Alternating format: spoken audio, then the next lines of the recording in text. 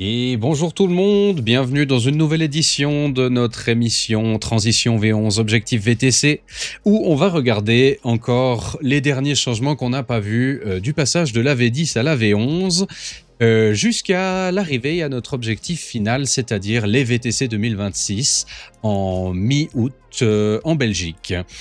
Donc, pour notre petite émission du jour, je vous remets le disclaimer que j'ai un petit peu mis à jour. On est toujours dans une début de version, il y a pas mal de changements qui peuvent toujours arriver.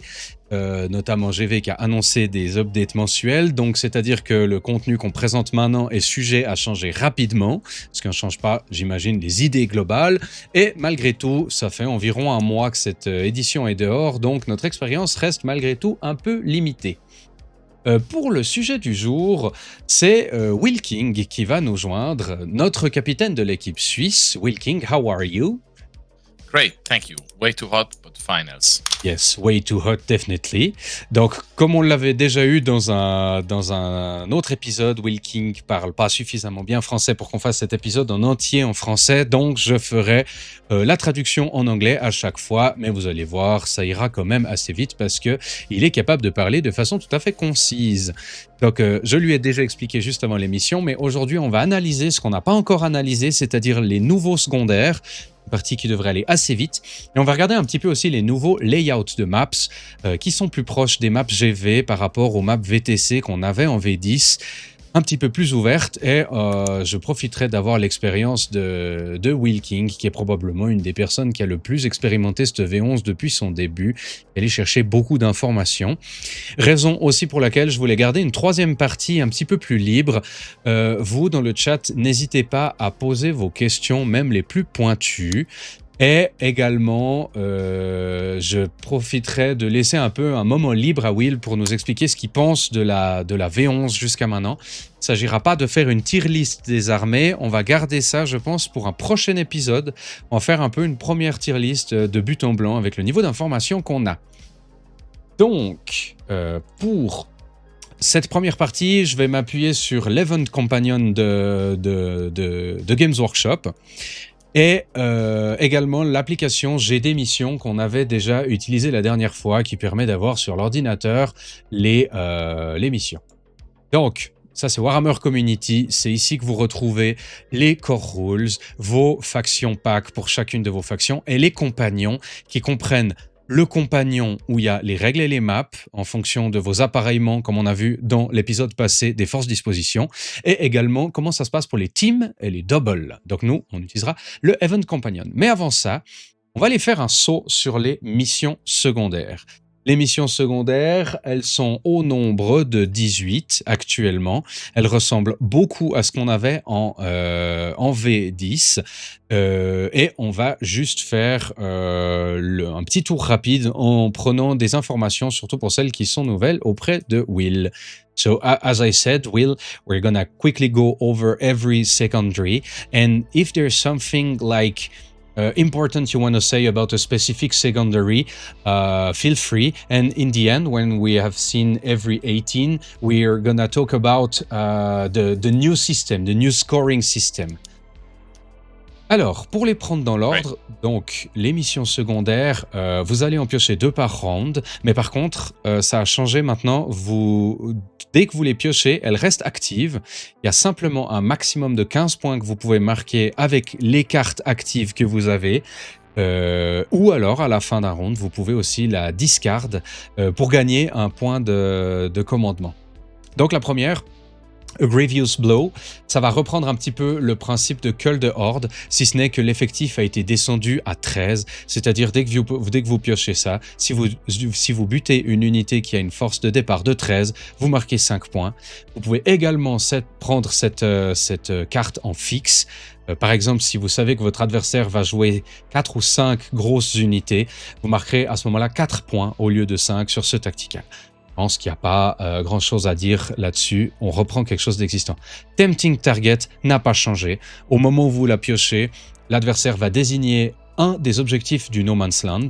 Et si vous arrivez à le contrôler à la fin de votre tour, vous marquez 5 points. l'assassinat que vous pouvez également prendre en fixe.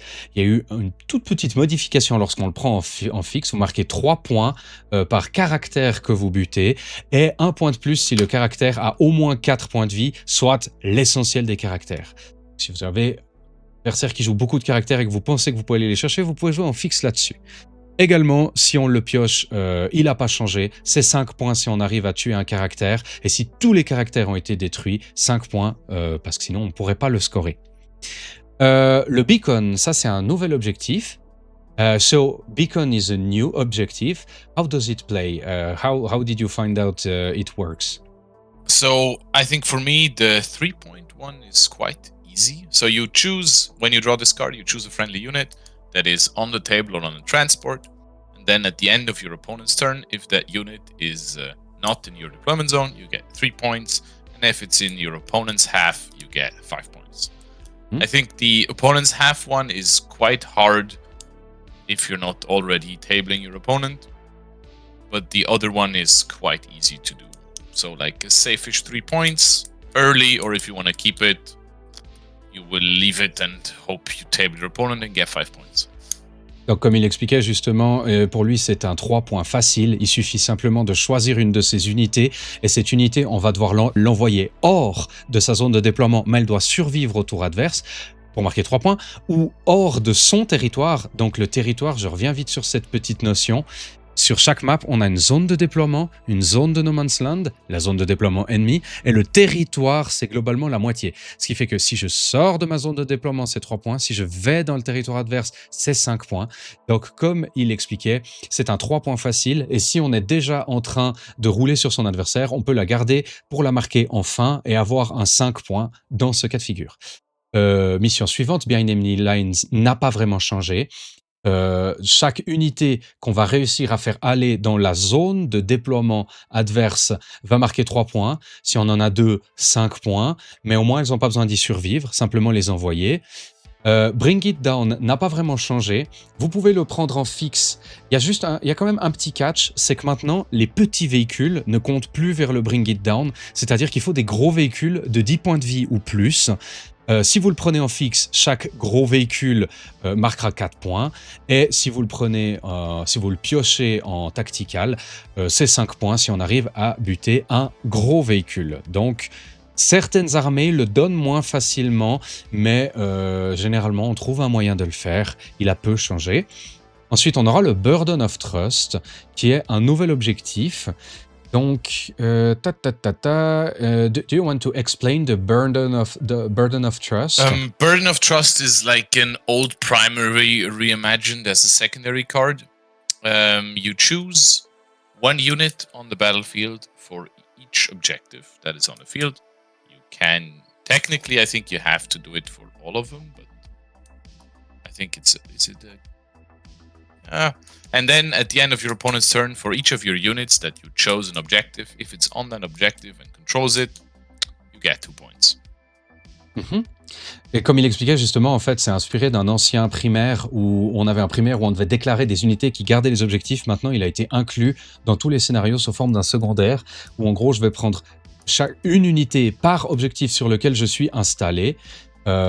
C'est pas obligatoire, mais au final, il n'y a pas vraiment d'intérêt de ne pas le faire. Et il faut juste que cette unité survive au tour adverse.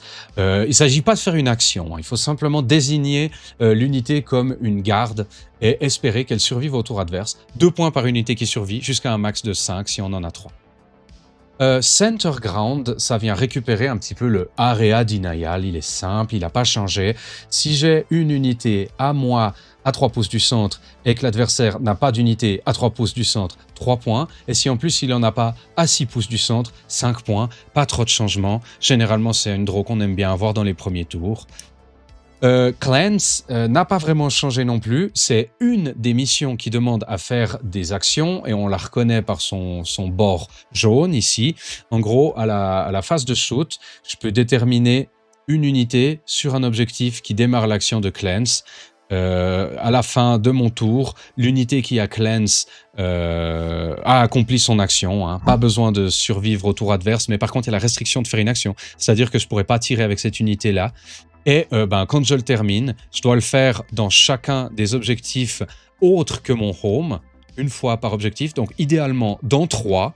Petite différence là-dessus. C'est-à-dire que si je fais sur le 2, je marque 4 points. Si je le fais sur 2 objectifs. Et il faut que j'aille en chercher un 3e. Non, je suis en train de dire une bêtise. Si je marque sur un objectif, je fais 2 points. Et 2 ou plus, je fais 5 points. J'étais en train de mêler les crayons. Donc, en fait, il n'a pas vraiment changé, en résumé. Le Defense Stronghold n'a pas changé vraiment non plus. Il a juste une condition supplémentaire, c'est-à-dire que si je contrôle mon home et qu'à la fin du tour adverse, il n'est pas venu me le chercher, 3 points. Mais si en plus, il n'a aucun ennemi dans ma zone de déploiement, 5 points. Ça, c'est une nouvelle condition pour renforcer un petit peu ce Defense Stronghold avec lequel c'était facile à faire, mais difficile d'aller chercher beaucoup de points. Display of Might n'a pas vraiment changé. Je dois avoir plus d'unités dans le No Man's Land que mon adversaire. Et je marque 2 points. Mais, nouvelle condition, je peux aussi le faire à la fin du tour adverse. Et à ce moment-là, c'est 5 points. So just a quick question for Display of Might. You have to choose at the end of your turn if you want to score 2 or if you want to keep it until the end of the opponent where you can score 5 but may lose 2. That's right? Yeah. So for me, this secondary is very much, if I'm losing, I'm going to take 2 points. If I'm winning, I'll get 5 because you're dead. I think it's not that interesting of an objective, sadly. I think they could have done it more interesting, but like this is just, some armies are probably never gonna do 5 points. Like knights is very hard to get 5 points on this secondary, like ever. Mm-hmm. But on the other hand, GSC are probably still gonna do it even if they're nearly tabled. Donc, comme il expliquait justement, lui il disait que dans une partie où il sent qu'il n'a pas forcément l'ascension, il va facilement prendre les 2 points, qui ne sont pas forcément super durs à faire, et que ce sera plutôt dans un moment où on est en train de rouler sur son adversaire qu'on va aller chercher les 5 points. Mais malgré tout, il y a certaines armées qui seront meilleures que d'autres pour faire ça. Là où un knight, même en bonne forme, un knight qui jouerait que des gros knights, même en bonne forme sur le champ de bataille, n'arrivera jamais à marquer 5. Et un Gene Stealer Cult qui serait... même en mauvais état, arrivera facilement à mettre suffisamment de MSU sur le centre, donc le No Man's Land, pour aller gratter un 5 points, même dans une situation où il est un petit peu en train de perdre. All France n'a pas trop changé. On peut le prendre en fixe. Par contre, si on le prend en fixe, il va vraiment falloir dominer le champ de bataille, parce que 3 quarts ne font que 2 points et 4 quarts font 4 points. Là où, si on le prend... Donc, ça se fait à la fin de son round, hein, pas besoin de survivre à l'adversaire.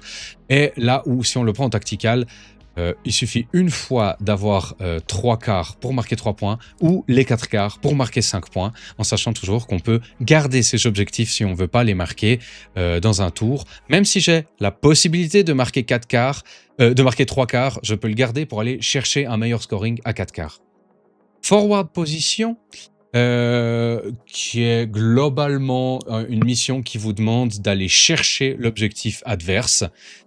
Donc en gros, c'est un peu difficile à obtenir, mais en même temps il vaut 5 points. Si je suis un petit peu en avantage, ce sera peut-être plus facile à aller chercher. Pas besoin de survivre à l'adversaire. À la fin de mon tour, si je vais chercher l'objet adverse, 5 points. Et en plus, on voit que ça compile avec certains primaires qui demande d'aller chercher l'objectif adverse. I think yes? this one has a very important second part that many people forget. Okay. Because you also get 5 points if you control both expansion objectives, which is not hard. Alors effectivement, oui, il précise un truc dont je n'ai pas parlé, c'est qu'il y a une autre condition pour marquer ces 5 points, c'est qu'il faut contrôler les 2 expansions. Pour rappel, ce qu'on appelle expansion, c'est l'objectif qui est proche, là du bleu, là du rouge. Donc on a généralement l'expansion naturelle du bleu, l'expansion naturelle du rouge, et ça c'est l'objectif central.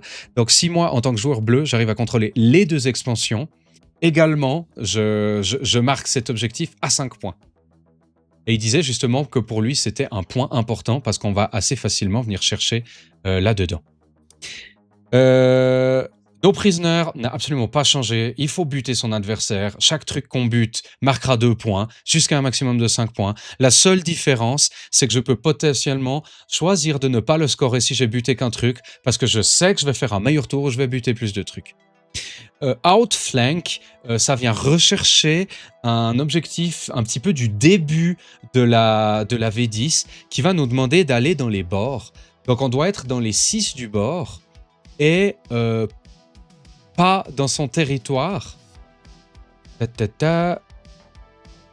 Je vérifie juste que je dis pas de bêtises. C'est and not within your territory. Et So I can quickly get in yes, here. So this one's also a very easy 5 points most of the time. It is a bit weird written, I think. So you get 3 points if you have one unit within 6 of a battlefield, wholly within 6, no, just within 6 of a battlefield edge, and is not within your deployment zone. Okay. That part is quite easy to do. You step outside of your deployment zone at a side. And then for the 5 points, you need another unit on the opposing edge, but it does not matter if it's within your deployment zone or not. Okay. Which means on most deployments, this is quite easy. Alors, you have to put one outside the deployment zone on a flank, and then the other one can stay in your deployment zone on the flank, and you're fine.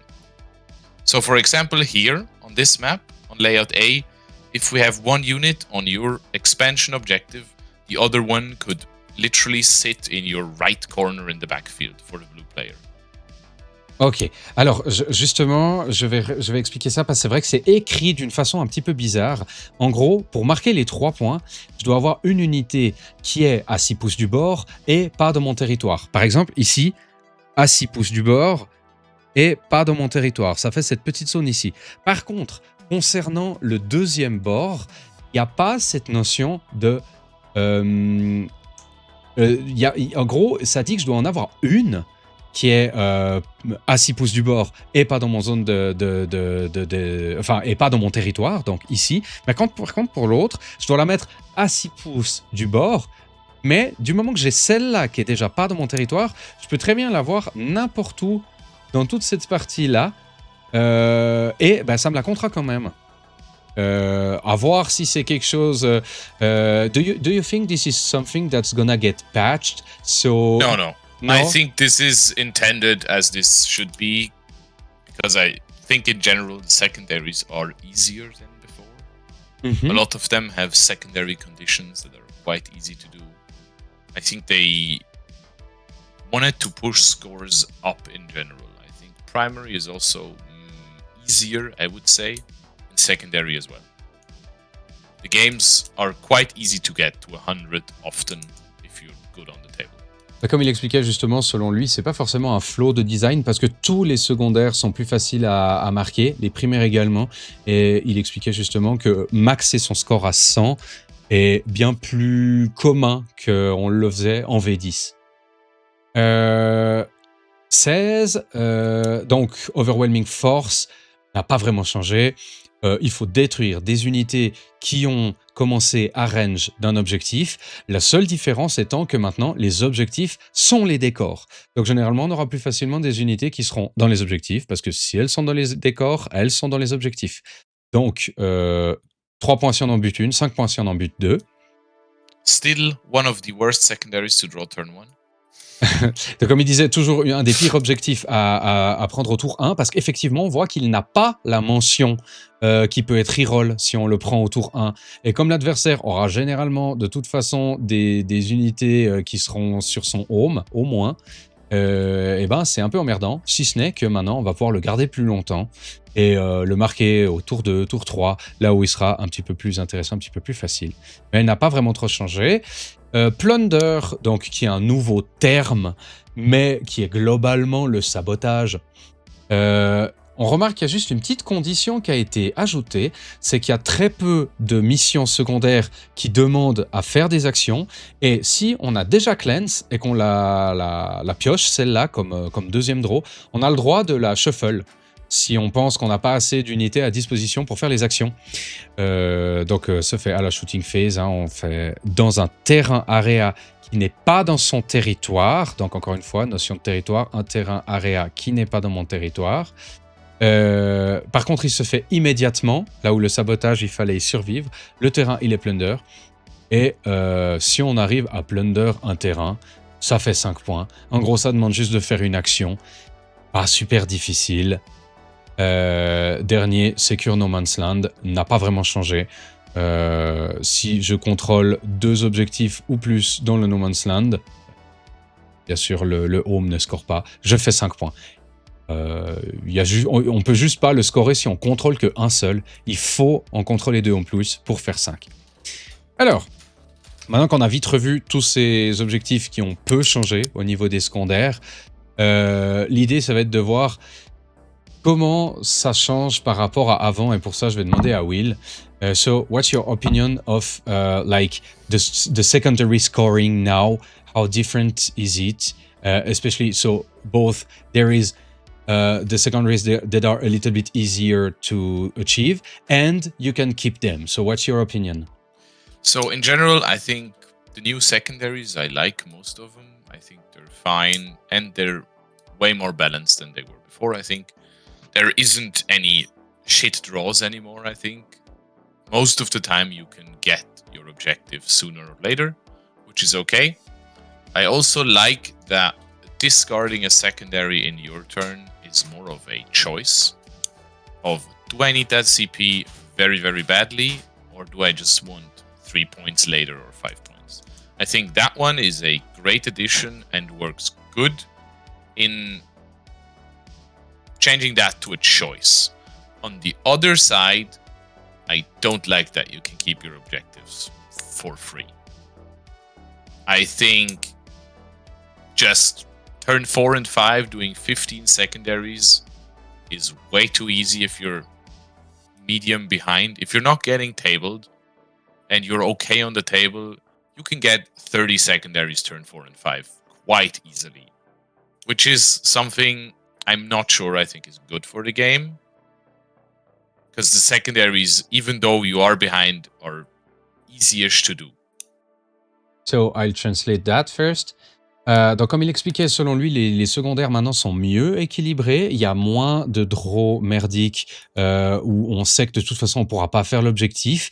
Et également, maintenant, le fait de cycler un objectif plutôt que de le garder est beaucoup plus un choix qu'avant, dans la mesure où si je garde l'objectif, je peux marquer jusqu'à 15 points dans un tour. Donc, si je détruis cet objectif pour faire un CP, je dois me poser la question de si j'ai vraiment besoin de ce CP, puisque c'est des points de secondaire que je vais perdre. Après, il expliquait que le concept de garder les secondaires, il était pour le moment pas trop fan, parce que c'est trop facile d'accumuler des secondaires et de marquer entre 10 et 15 points sur les tours, par exemple 4 et 5. Si on se fait pas totalement écraser, mais qu'on est à équilibre, voire un petit peu derrière, pour lui, c'est trop facile de scorer ses secondaires.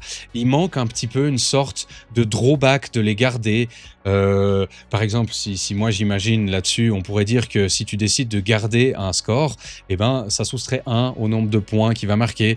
I added, like we can imagine, if you decide to keep the objectives and you're beginning to rack an amount of objective, maybe they can score 1 less point if you do more than 2 in a round or something like that. So there's a drawback to keeping a lot of objectives and doing all your objective T4 and 5. Something else you want to add to those secondaries? For me, these are like my first thoughts I got with them. I played a few games now, and one thing is a bit odd for me. You can always still discard a secondary at the end of your opponent's turn, but that has never any value, which I think is a bit odd. Why would you discard something if you don't get a CP and you don't have a cap on how many secondaries you can have? Makes no sense for me to do that. Il disait qu'il y avait un petit flow de design au niveau du cyclage d'objectifs, parce que si tu cycles un objectif pendant ton tour, tu gagnes un CP, mais si tu cycles un objectif pendant le tour de ton adversaire, ça te rapporte aucun point et il n'y a aucune limite sur le nombre d'objectifs que tu peux gagner. Donc il y a une petite curiosité à ce niveau-là. Est-ce que ce sera faqué avant le VTC? Est-ce qu'un changement sera fait peut-être? Anything else? I think this is the biggest part for me. The scoring. To be fair, it also opens up like new possibilities with playing more defensively and trying to get your points later in a game. But as a game that has, since a few editions, been favored to the guy that goes second, that player also being able to do like 15 points primary and another 15 secondaries turn 5, I'm not sure if that's good for the game. Alors comme l'expliquait justement, c'est peut-être ce nouveau système de scorer en pouvant garder les objectifs permet aux armées un petit peu plus défensives d'avoir de la valeur, dans la mesure où l'armée défensive qui prendra moins vite le board aura ses chances de marquer 15 points au dernier tour. Mais d'un autre côté, pour lui, il y a déjà un avantage à être le deuxième joueur. Et en plus, là, si je peux faire 15 en primaire, 15 en secondaire à mon T5 où je suis du coup tout seul à jouer en étant le deuxième joueur, ça fait beaucoup, comme il l'expliquait. You want to talk more about that or we go over the maps? I think we're good. Ok. Secondaries. Donc là, on a couvert ces secondaires. C'est pas forcément le sujet sur lequel il y a le plus à dire. Maintenant, on va regarder un petit peu les layouts. Donc, si je prends les layouts, comme on avait expliqué sur l'épisode des forces disposition, les layouts sont en fonction des forces disposition. Pour chaque appareillement de force disposition, donc on se souvient, il y en a 25, c'est-à-dire que pour chaque disposition, vous avez un match miroir et 4 matchs, et vos adversaires auront aussi des missions. Et pour chaque appareillement, par exemple, si je prends Taken Hold, qui joue contre Taken Hold, je vais avoir à chaque fois 3 maps. Là, Taken Hold, map 1, map 2, map 3.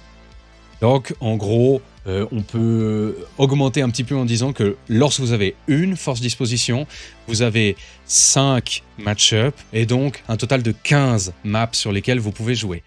Maintenant, on va se mettre dans la peau de quelqu'un qui avait l'habitude de jouer en VTC V10 et qui maintenant passe dans ses layouts GV en V11.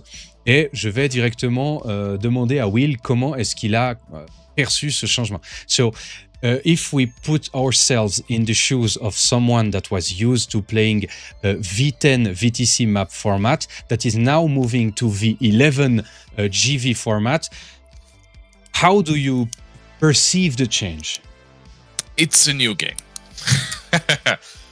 So I think from a standpoint of map design and interaction, I think it's very different than what WTC map players know.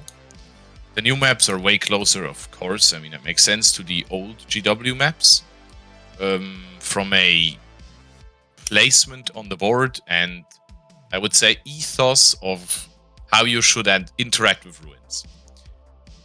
Alors, je vais déjà traduire cette partie. Donc, Yes. Comme il expliquait, c'est un tout autre jeu. Vraiment, autant c'est vrai que les règles ont relativement peu changé en surface, mais mettez vos figurines sur la table et vous le constaterez par vous-même, c'est un tout autre jeu. Par rapport aux anciens layouts GV, ils sont plus resserrés sur le centre. On voit d'ailleurs sur cette map qui est ouverte qu'on a des grandes zones dégagées derrière, là où les anciens layouts GV, c'est pas trop le cas. Vraiment, tout est centré sur ce centre. Et avec les nouvelles règles d'interaction, comme il expliquait, avec les décors où tous les types d'unités n'ont qu'à tip-in, n'ont qu'à toe-in dans un objectif pour voir au travers, on a un jeu qui est complètement différent. So, what do you want to add to that? I think the tables have been designed with a idea of interaction. WTC, I think, was always against that, or went into a different direction of, I have my places, you have your places, these are safe places, and between them we fight. Or if we're fast enough, I come to you and I fight at your place. Alors, And GW is going quite the other way of, we're both at the same place and kind of either trading or doing an all-out war, and something in between is happening in most of the games. Alors, comme il expliquait justement, les maps sont designées d'une façon plus interactive que ce qu'on a connu en VTC, là où les layouts VTC avaient généralement des setups qui étaient indéniablement safe pour le joueur, un centre qui était contesté, et du coup, en miroir, des décors qui étaient très safe pour le joueur adverse. Là où il expliquait justement, c'est que maintenant, on a un jeu de trading qui est plus visible, là où, en gros, dès que je vais commencer à sortir de ma zone de déploiement, je vais très rapidement rentrer dans une optique de trading de ressources, ou vraiment me lancer comme un gros bourrin, ou en faisant un giga push, en gros, rapidement. Ok, what more? For a WTC player, holding an objective is never as safe as it was before. Even with the new additions of hidden and going to ground for a good 12-inch run-up on most infantry units, if your opponent wants to shoot you or fight you, he can. Like in a ground principle in this new edition, I think it's way more of a choice for the attacker to choose what does he want to attack and is it worth it to do that, instead of a WTC, oh, this is his castle, I have to go somewhere else, I can't interact with this, I have to find other solutions. This new edition is more of an option and you have to choose the right one kind of playing. Alors, comme il expliquait justement à propos du contrôle des objectifs, les objectifs sont devenus beaucoup plus durs à contrôler. C'est beaucoup plus un choix de se dire si je vais aller sur les objectifs ou non, bien sûr toujours en fonction des forces dispositions qu'on joue. C'est-à-dire que même avec les additions des règles hidden qui peuvent être à 15 ou à 12 en fonction de comment on est positionné, si je mets une unité sur un objectif, si mon adversaire veut faire le play de venir la chercher, avec tout le trading que ça impliquera, il pourra le faire. Là où en VTC, on trouvait dans les maps V10 des endroits où c'était possible de faire des castles absolument imprenables et où on était un peu imposé d'aller dans un autre endroit de la map pour éviter de s'empaler sans réussir à reprendre l'objectif. Anything else about those maps? For me, out of the games I played as well, I think slow foot melee units that are not tanky have a bit of a struggle in this new edition. Hidden sounds like a safety mechanism, but for units that actually want to do damage, most of the time you're getting killed before you get there. Il expliquait justement que de ses expériences, les unités à pied, pas trop tanky, mais fortes en dégâts, sont beaucoup plus difficiles à utiliser. Donc on imagine, je sais pas moi, par exemple des sisters Retributor avec les Melta là qui seraient à pied sur le battlefield. Par leur manque de projection, souvent elles se retrouvent à se faire buter avant même d'avoir pu appliquer leurs dégâts. Unités qui ont un type d'unité qui a un petit peu plus de peine en ce moment. So what else?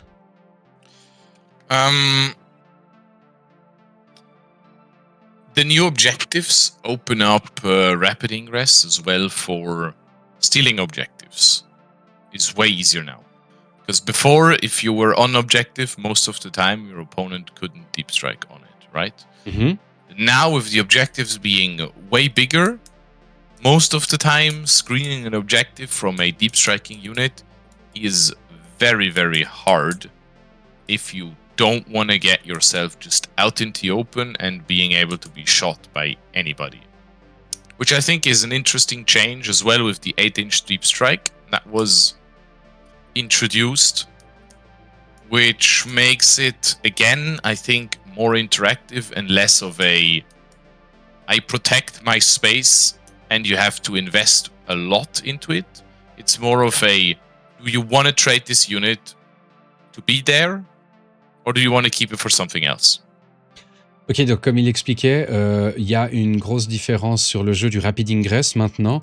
Il expliquait que c'est beaucoup plus facile d'utiliser le Rapid Ingress pour reprendre des objectifs, surtout pour les unités qui auront le Deep Strike, on imagine, parce que entre la combinaison du fait que les objectifs sont bien plus larges et le fait qu'en plus on peut faire nos Deep Strike et Rapid Ingress à 8 pouces, en gros, si je veux, prenons l'exemple de cet objectif du centre, si je veux totalement empêcher mon adversaire de venir depuis un rapid ingress, il faut que je me mette au centre.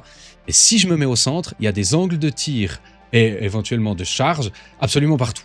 Donc, c'est-à-dire que ce serait un play risqué, ce serait un play qui a beaucoup de conséquences. Et donc, il allait même au-delà en disant que l'interactivité du jeu en Deep Strike, en Rapid Ingress, est plus intéressante qu'en V10. As well, with the interactivity, I think the new maps from GW also show they don't want to exclude certain types of models. This was always an issue for WTC with Land Raiders, for example, not being able to fit on the tables, which was something that just happened because of how the tables were, and I think was never an active decision to exclude models as such, but it was just how it was, which also breathes a bit of fresh air into some models that have not been able to be played on WTC tables before. The Land Raider is just the best example for that, but there are others, like Tau vehicles, for example, always had a bit of an issue of being very space heavy, let's say it like that. Baneblade, as was mentioned in the comments. These models have a way easier time playing on these tables, and as well a way easier time of getting angles into units. I think the angles are way more open than WTC tables were before, which is for vehicles and mounted units something that they have to keep in mind. They might be able to shoot easier, but they're also way easier to get shot. On the other hand, infantry units are more the skirmisher types, I think, on these maps. They can hide in plain sight, but they're not being able to be shot by those tanks with long-range firepower, which I think is very interesting gameplay-wise. Alors, ce qu'il expliquait justement, la bouffée d'air frais par rapport à la V10, c'est que certains châssis, dus au layout des maps VTC de la V10, en fait, empêchaient de jouer certains châssis. On pense par exemple à des gros véhicules comme le Land Raider, un Baneblade. Ils avaient un peu nulle part où aller, aucun couloir où passer. Et ces nouvelles maps leur donnent des emplacements où aller. Ce qui permettra de revoir des figurines qu'on n'avait pas vues depuis longtemps.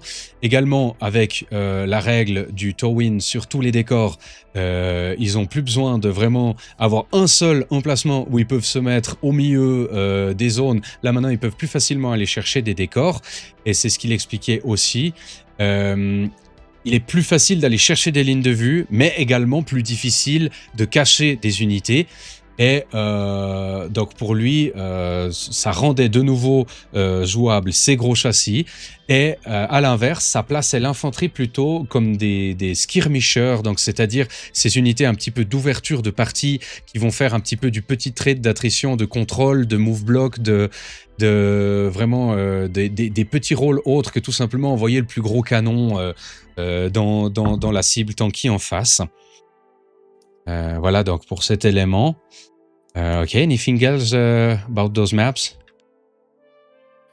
We can talk a little bit as well about being able to move through things, right? Mm-hmm. I like a lot how GW did it on these layout maps as well, with the yellow ones being able to be moved through by everybody, and the green ones just by infantry, beasts, and swarms.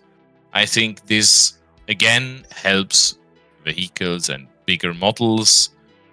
But I think something that was a bit overlooked at the start is being able to be completely in a terrain or stand on objective might sometimes be hard for bigger models, like knights, for example. Towing in, very easy. Standing on the objective how you actually want might sometimes be a bit complicated. As well as completing certain charges. On this map in particular, if you're the blue player and you're on the right side of your table, behind that little L, it sometimes is quite difficult for a knight to be able to actually charge you. No, a bit forward, outside of your deployment zone. This one. Yeah, that one there.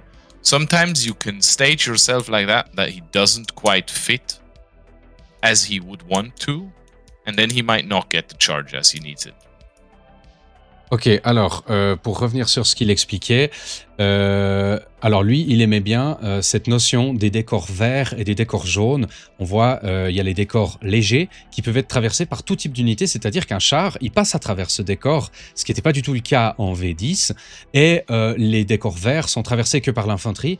Donc par exemple, si je joue 2 petits chars ici et une infanterie au milieu, tout le monde traverse là. Et pareil, par exemple, si je prends ce décor, là, je peux déployer le plus gros des chars. Je vais pouvoir traverser ça et arriver quelque part par là.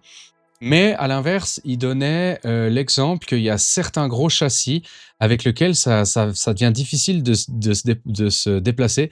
Par exemple, si je viens mettre un grand knight sur grand socle quelque part par là, ça va être difficile de venir chercher des charges parce que, imaginons qu'il y a des trucs par exemple là et là, je peux pas vraiment venir stager au milieu là, c'est-à-dire que j'ai beau pouvoir traverser ce truc, je peux pas finir dessus, et donc du coup, je vais devoir faire des grosses charges, et c'est peut-être là où il va y avoir des charges plus difficiles à faire pour les gros modèles.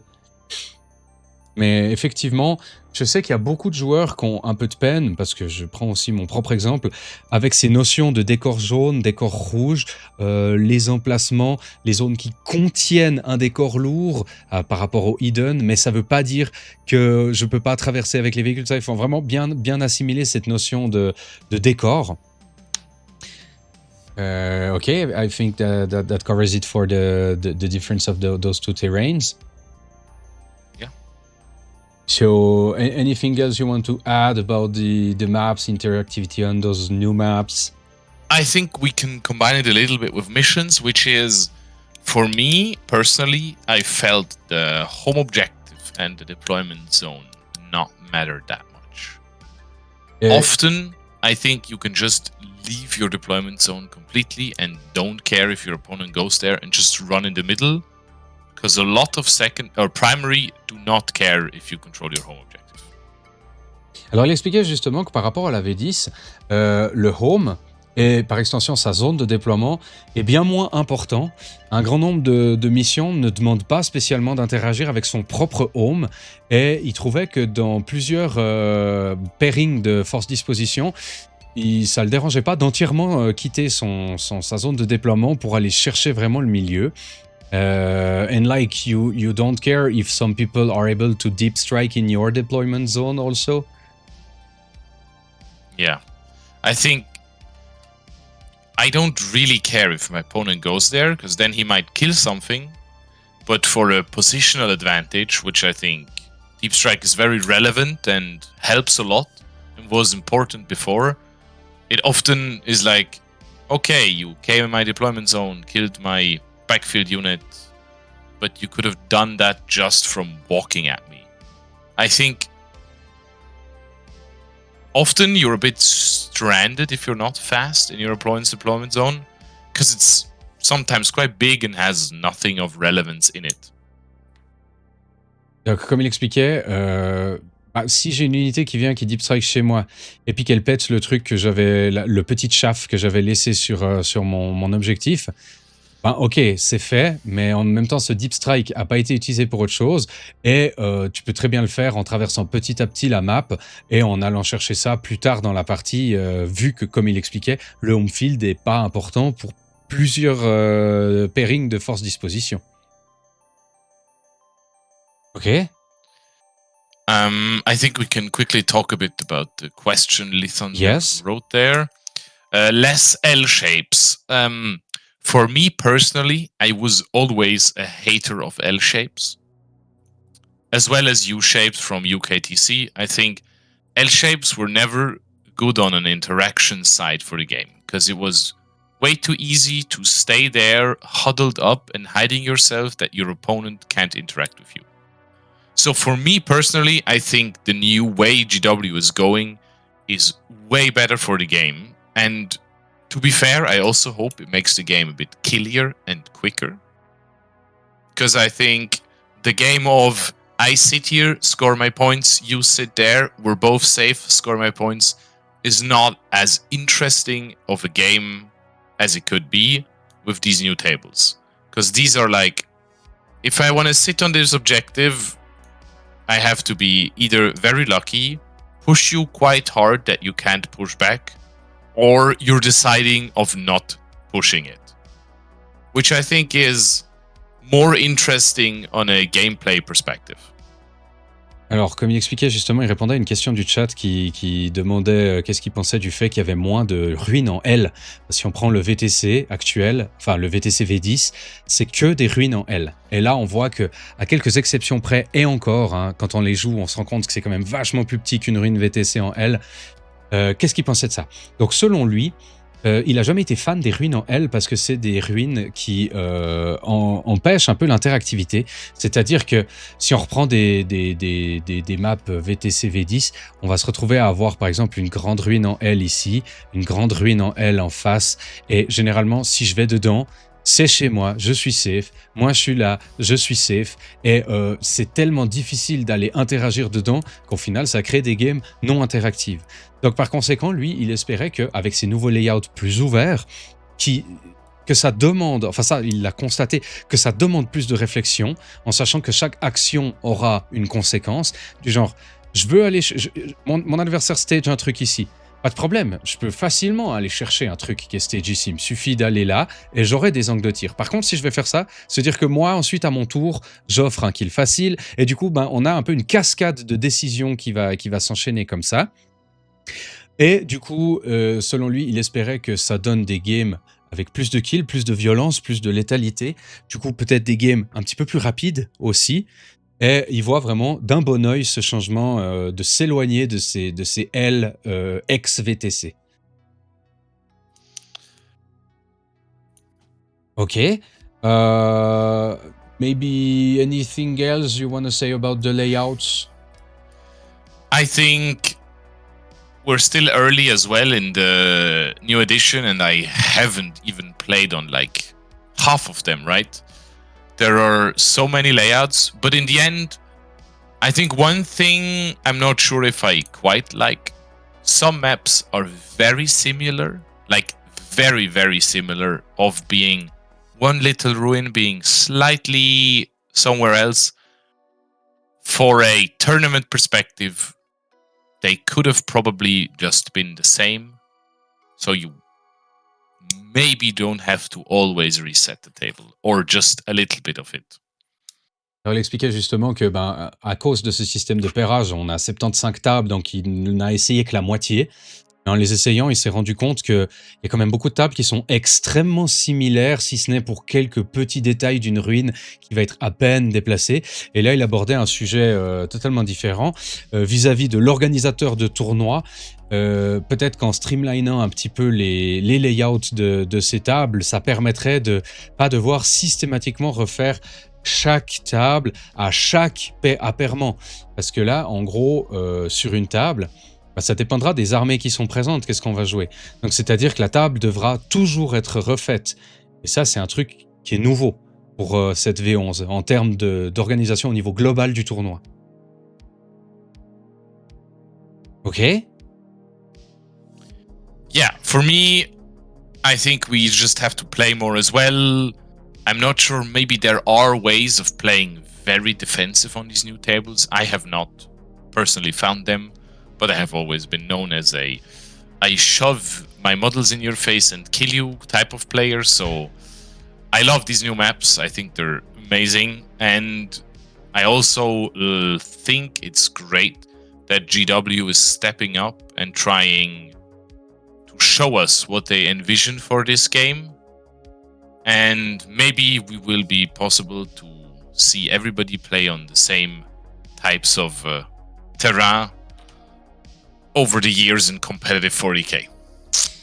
Alors, donc, comme il expliquait, il a l'impression que ces nouveaux layouts offriraient peut-être des styles de jeu plus défensifs qu'on n'aurait pas encore trop vus, même si lui, pour sa part, il est plutôt du genre bourrin, alpha strike, j'envoie tous mes modèles rapidement et puis la game est vite finie. Il aimait bien aussi que justement, Games Workshop ait un peu forcé ses layouts et un petit peu uniformiser le climat compétitif. Parce qu'effectivement, là je développe un tout petit peu un truc, mais c'est qu'avant, chaque circuit compétitif utilisait ses propres layouts de terrain et du coup on se retrouvait à avoir des équilibrages d'unités qui étaient différents en fonction des circuits. Par exemple, une unité qui était bonne en VTC V10 était peut-être pas bonne en GV V10 et vice-versa.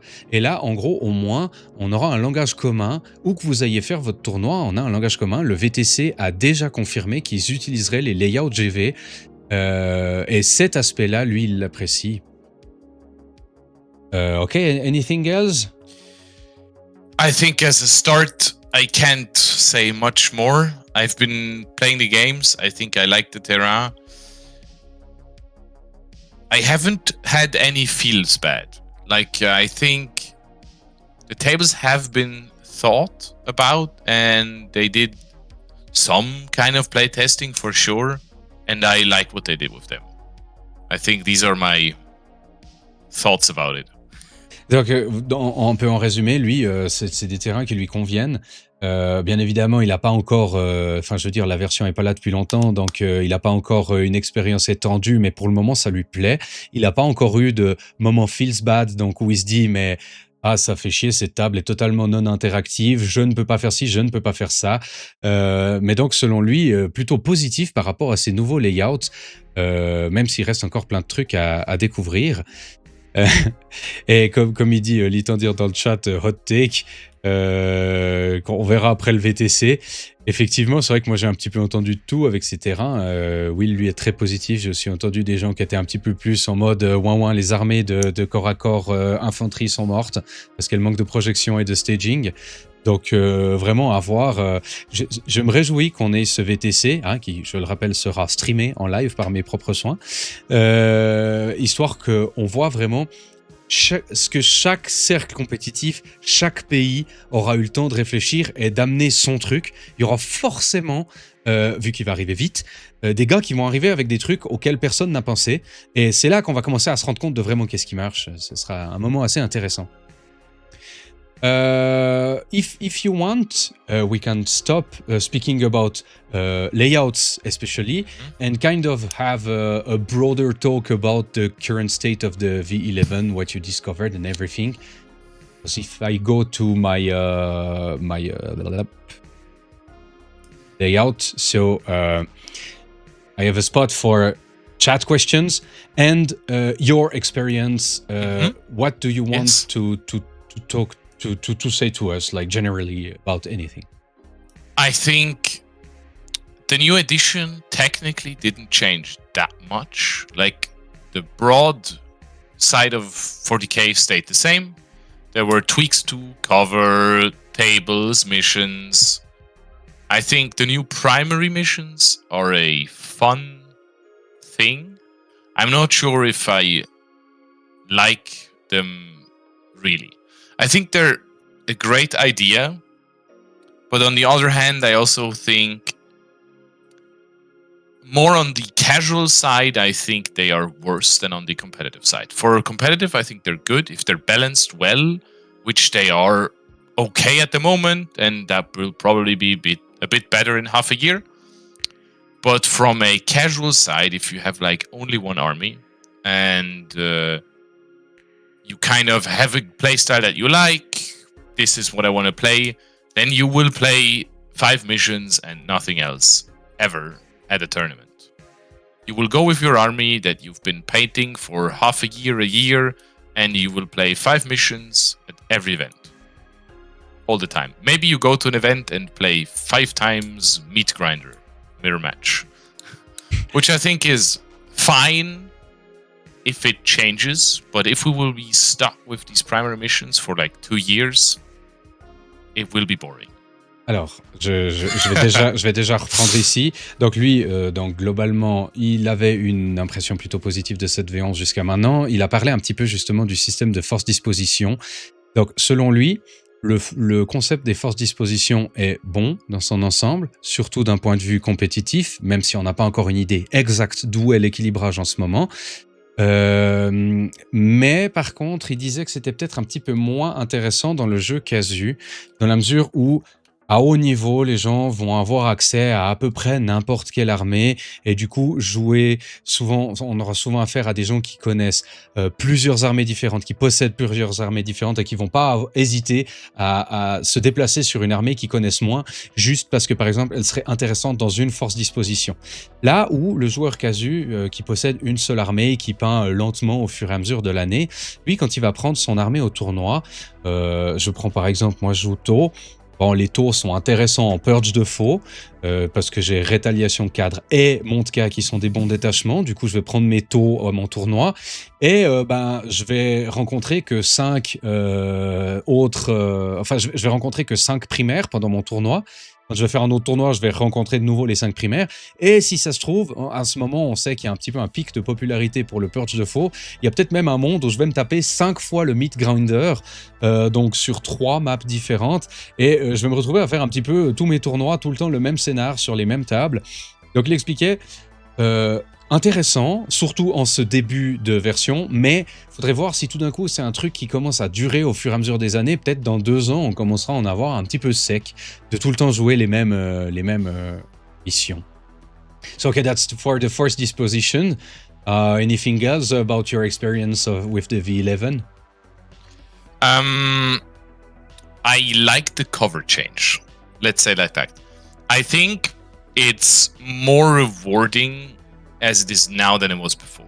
I think before, often you had your number of shots, you rolled your dice, and you had your expected hits and wounds, and then your opponent saved everything because you had a 3-up. And now it's more like sometimes I hit a few shots too many, and sometimes I miss a few shots too many.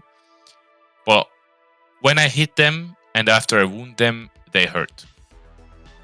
Alors, il expliquait Before, translate, yeah. Donc, il expliquait qu'il aimait bien le changement du couvert, dans la mesure où, avant, généralement, le couvert était pas très interactif avec la personne qui va tirer, c'est-à-dire qu'il va faire ses rolls un petit peu selon ses stats, et ensuite, la personne en face fait généralement des tri-up, donc des 3+, où, généralement, on a des bonnes saves en face, et puis, notamment sur les petites armes, il save tout. Là où maintenant, le couvert, donc je le rappelle, agit sur la ballistic skill. Donc, c'est-à-dire que l'influence sera plus importante de ce couvert en étant sur la ballistic skill. OK? For me, the games felt very fast, I think. Like, many were decided early, I would say. Which I'm not sure is good, but that probably also is corresponding with people being new at the game, not sure what they're doing. But the games I did play were all done quite early, I would say.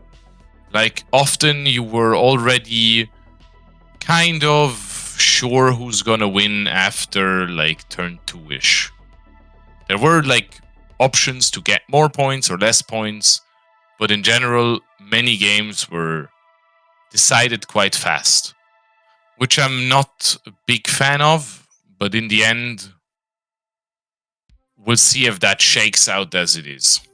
Alors, comme il expliquait, ses premières impressions des parties qu'il a fait, c'est que c'est un jeu qui va plus vite, où en gros, à la fin du tour 2, voire 3 max, l'issue de la partie est déjà très prévisible.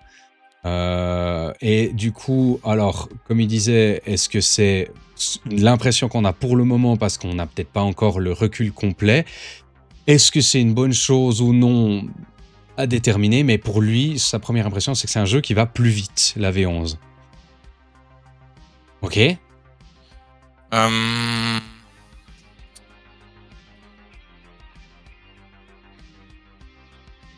So, yeah? I think for me, at the moment, shooting has been quite more powerful than melee.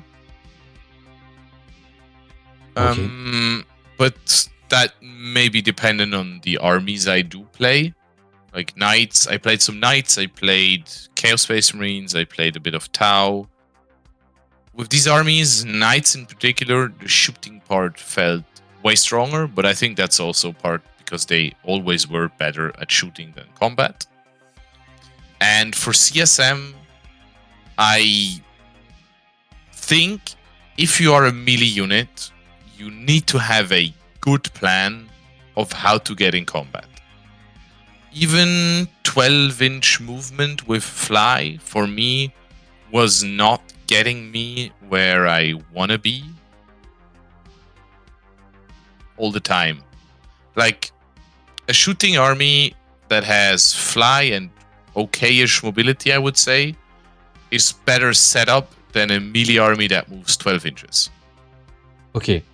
Alors, comme il expliquait, sa perception actuelle de la partie, donc lui, il jouait surtout Chaos Space Marines et également, il a joué les Knights, c'est que le jeu est meilleur au tir qu'au corps à corps, dans la mesure où des unités avec un mouvement bof, mais le vol de tir, vont plus facilement réussir à toucher leur cible, là où même des infanteries qui se déplacent rapidement à 12 pouces par exemple, en passant à travers tout, on le rappelle, peinent à trouver leur cible au corps à corps, et ce même avec le nouveau changement de charge, je rappelle qu'on jette les dés avant de se déplacer, donc selon lui vraiment un jeu plus axé sur le tir pour le moment, où c'est-à-dire que c'est pas exclu de faire du corps à corps, mais il faut vraiment bien calculer son plan parce que la projection est plus difficile à mettre en place.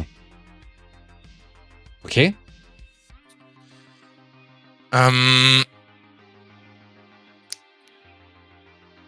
What I also think is an interesting change that they did, I mean, or not change, introduction of new things, the restrictions of force dispositions for team armies.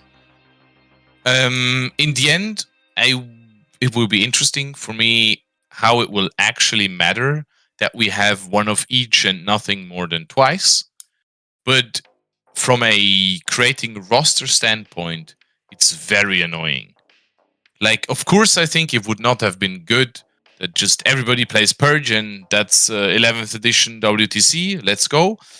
But I think everything once sometimes is like, oh, we need this guy. If he plays that, he cannot play the 2 detachments that he wants. So like Marines have become a very, you play whatever we need army and you have to live with it. And some armies with less detachments or with just a few detachments being not as good as others, but having the good dispositions, put you on kind of a path of, if I want this army, this will take this. This is fine. But then I can't take this and this army because they also want that disposition. Will be interesting how that shakes out. But at the moment, this has been of a head scratcher to get the roster around it. Ok, alors là, il abordait le sujet de la répartition des forces disposition en team. Donc, c'est-à-dire que lorsque vous faites un roster d'équipe à 8 joueurs, par exemple, comme pour le VTC, chaque force disposition, donc les 5 qui existent, doit être présent au moins une fois, ce qui permet en gros d'en doubler 2. Vous aurez 2 dispositions qui seront doublées, ou même 3, 1, 2, 3, 4, 17, ou même 3 qui peuvent être doublées, mais elles doivent toutes être présentes au moins une fois. Et du coup, il y a un peu un casse-tête parce qu'il y a 2 éléments qui vont se courir après. Chaque armée aura des détachements meilleurs, mais chacun de ces détachements seront associés à une force disposition. Et du coup, ce sera, ok, moi je suis bon avec cette armée, mais en même temps, si moi je prends place sur cette force disposition, il nous faudra un mec qui prend place sur cette force disposition. Ok, qu'est-ce qu'il y a comme armée qui la joue bien ? Ah, il y a ça, ouais, mais moi je voulais jouer cette armée dans cette force disposition. Et on a un peu un serpent qui va se mordre la queue comme ça, ce qui fait que là, c'est en termes de création de roster qui est un gros défi, un gros casse-tête à résoudre, de sorte à ce que chaque personne puisse idéalement avoir la bonne armée et la bonne force disposition. So, if I check a question of the chat, someone asked what were the best changed that were done in the V11? For me, I think layouts and terrain rules. I was and I am a hater of WTC tables for like a few years now. I think they were just boring. So for me, like the new tables are my favorite thing by far. Donc, comme il expliquait, pour lui, c'est vraiment au niveau des layouts et des terrains, donc à comprendre les types d'éléments physiques qu'on va mettre sur les terrains. Lui aimait vraiment pas le système de ruines en L qu'il y avait dans le format VTC V10, un petit peu pour les raisons qu'on a expliquées un petit peu plus tôt, la non-interactivité de ces formats-là. Voilà, ça c'était sa réponse. Anything else you want to add in the game global? With the few games I did, I have been very pleased with this new edition. I think at the moment I have not found like these big problems that we had at the start of 10th. Of course, there are armies that are too strong. There are armies that are too weak. Some things don't quite work as they should. But on a bigger side, I think this new edition was an amazing launch and worked very well. Donc, comme il expliquait, pour lui, il est vraiment satisfait de ce début de V10. Il n'y a pas eu de trucs improbables, comme il y a eu un petit peu au début de la V10 où il y avait des trucs qui étaient vraiment cons. C'est-à-dire qu'il y a des armées, bien sûr, qui sont un peu fortes, des armées qui sont un peu faibles, mais clairement dans une moindre mesure. Et aussi quelques trucs qui semblent pas exactement fonctionner comme ils devraient, mais globalement, un niveau de polish actuel qui est largement supérieur à ce qu'on a eu en lancement de V10. And so, as they asked in the chat, what in the opposite do you think is one of the hardest thing to learn switching to V11? So, I mean, at the beginning, we will make mistakes and things, right? One thing that I have been walking at wrong every game, I think, is forgetting when to pile in and consolidate. I think that one is just a thing of getting used to it, but I'm always starting, so I'll choose this unit to fight, and then I'm like, I forgot pile-ins everywhere. Opponent the same. And you're like, okay, let's go back. And then you do your fight, and then you do the other fight, and you're like, oh, we forgot that unit over there as well. And it's, for me, that one is still, I have to get used to it. But in the end, I think it's fine as well. And rules not... I think what I really, really don't like is how they published the new rules. Like, they showed us core rules that are not how the game is. Like, for example, the go to ground. Yeah. When you're hidden and you're also obscured by a dense or solid, I think. I'm not sure which one of the two it is, but they're the same as well. Then you get -3 to your detection range. That one is hidden somewhere in the app. And it's not in the core rules. It's... Okay. I don't think it's in an FAQ. It's in the... If you search for it, you'll find it. But it's like, if nobody tells you that one, and you're playing with your friends, you play this edition wrong, and you're never finding out about it. Ok. Donc, pour répondre à la question, il avait dit que pour lui, un truc qu'il a de la peine à prendre en main en ce moment, c'est tout ce qui concerne la phase de charge, notamment les pile-in.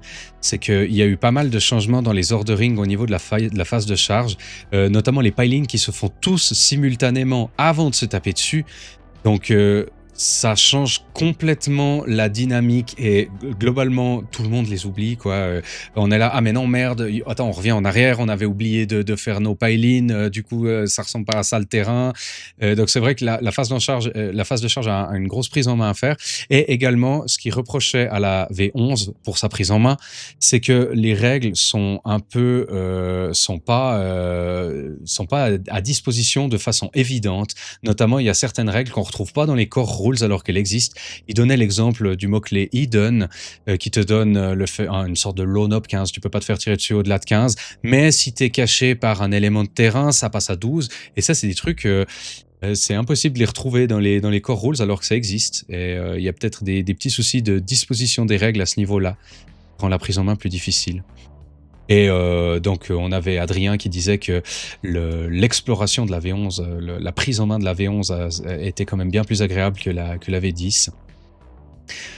So as Litandir said, the exploring of V11 felt better than the exploring of V10. Yes, a lot.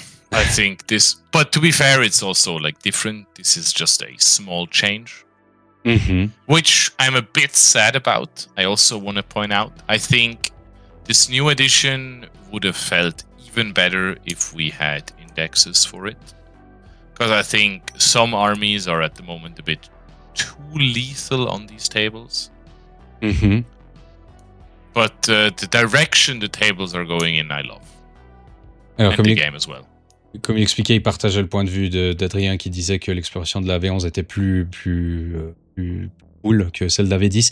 Et il disait notamment dans le fait que c'était pas un aussi grand écart entre la V10 et la V11 que ce qu'on a eu par exemple entre la V9 et la V10, mais qu'il était un peu frustré qu'il n'y ait pas eu une sortie d'index pour toutes les armées comme il l'avait fait en V10, dans la mesure où certaines armées actuellement, un peu par des hasards de règles qui ont été importées un pour un, se retrouvent trop létales sur la table, là où des index auraient peut-être permis de mieux équilibrer tout ça.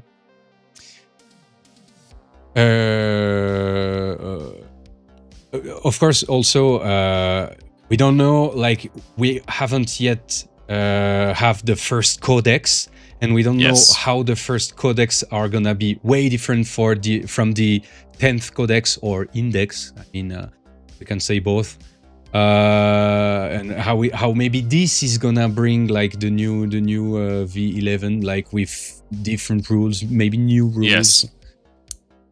Donc, comme je disais, on n'a pas encore de codex, on aura bientôt les premiers codex et on verra à quel point ils essayent des nouveaux trucs là-dedans. Yeah? Yeah. I think these might change a lot as well, because we see this new edition with all the old books. Like, I think you kind of feel where they wanted to go with the newer stuff, like that was coming out at the end of 10th edition. But in a grand scheme of things, it will be interesting to see the first few codexes on what they bring to the table. Qui disait justement que dans les dernières sorties de la V10, on sentait un petit peu une sorte de volonté d'aller ailleurs et qui se réjouit de voir quelle direction prennent les premiers codex, parce que potentiellement c'est là qu'aussi va se jouer pas mal de changements. Anything else you want to add about your experience of the game, your current experience of the game? I had a lot of fun. I think that's the most important part. Definitely. And I enjoy how it feels more than before. Donc en gros, sa conclusion globale sur ce début de V11, c'est que il prend beaucoup de plaisir et après tout, c'est l'essentiel. Hein. N'oublions pas qu'une écrasante majorité des joueurs sont des joueurs casus qui, eux, ont surtout besoin de prendre du plaisir. Et le compétitif, c'est juste une niche qui va intéresser une petite centaine de nerds qui aiment bien parler entre eux. Voilà, tiens, je suis parti en délire, je me rappelle plus ce qu'il avait dit après, mais en gros que il aimait bien les changements qu'il y avait eu et l'état actuel de cette version. Je pense qu'on a à peu près fait le tour. I think we pretty much covered what we can now. Alors, je vais passer un petit peu à la fin de cette émission. Moi, pour le premier épisode, je pense que ce sera pour le prochain épisode, je veux dire, ce sera le moment, je pense, de faire une première analyse méta. Donc, on sera quand même sur une analyse méta un petit peu jeune, hein. Mais je pense qu'en groupant toutes les expériences de chacune des personnes qui ont joué un petit peu plus, on arrivera déjà peut-être à tirer un premier paysage compétitif.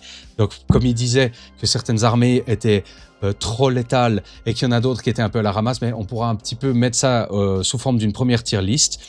As I said, maybe it's time to do a first tier list for next episode, like day zero low experience tier list, but you said yourself that some armies felt too lethal and others were hard to deploy the strength. So maybe we have enough stuff to make a first tier list, which is of course going to be erased by a last tier list, like a week before the VTC, we're gonna do the last tier list. But it's gonna be maybe an interesting, like, you're not alone training on that version. So if we group the knowledge of everybody, maybe we have enough to make a first tier list for next episode. Voilà. Anything else you wanna add before we close this stream? It was a pleasure. Ah, thank you. Donc, il nous remercie pour cet épisode. Moi, je vous remercie également, vous tous, d'être venus et d'avoir participé pour cet épisode. La chance qu'on a d'avoir des personnes qui ont pas mal d'expérience sur le jeu et qui viennent volontiers prendre un petit moment de leur congé pour parler avec vous. Dès que possible, je mettrai cet épisode en rediffusion sur la chaîne. Vous trouvez, comme d'habitude, au pied de la page, @tarkusrpg, c'est globalement tarkusrpg partout, @tarkusrpg sur YouTube pour avoir les rediffs. N'hésitez pas à suivre l'Instagram, non pas pour me complimenter sur la beauté de ma peinture, mais également pour voir dans les stories les annonces, notamment par exemple la date de la prochaine émission, parce que j'ai encore plein de trucs. Je fais que de partir en vacances et quand je pars pas en vacances, je bosse. Donc j'essaye un petit peu comme un démineur de trouver moyen de vous faire ces petites émissions. And also, I thank you for taking a bit of your time and come chat with us about this V11. Enlighten Absolutely. us with your knowledge. I have no knowledge, just experience. Yeah. That's what we all lack right now. Alors, encore merci à tous. Et puis du coup, moi je vous dis à la prochaine. So, see you next time, see you next episode, and thanks again.